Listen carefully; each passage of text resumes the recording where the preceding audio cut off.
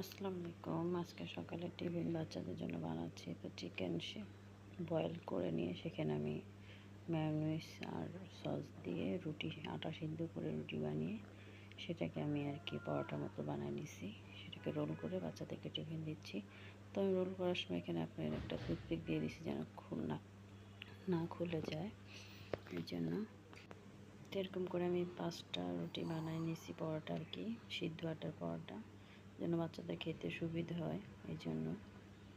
একটা কেটে আপনাদেরকে দেখাচ্ছি কেমন হয়েছে। দেখতে আসলে কিন্তু ভোরে তো আসলে অন্ধকারে ভোরে বানিয়েছি ভিডিওটা, আমি কিন্তু অন্ধকার দেখা যাচ্ছে। দেখেন ভিতরে কিন্তু আপনার মেয়োনিজ সস ভর্তি। মন ভরে খাবে বাচ্চারা, হাত চেটে পিটে খাবে, টিফিন বাসায় ফেরত আসবে না। যেরকম মাঝে মাঝে আমি বাচ্চাদেরকে বানাই দিই। যদি ভালো লাগে অবশ্যই লাইক শেয়ার করে দেবেন। আল্লাহ হাফেজ।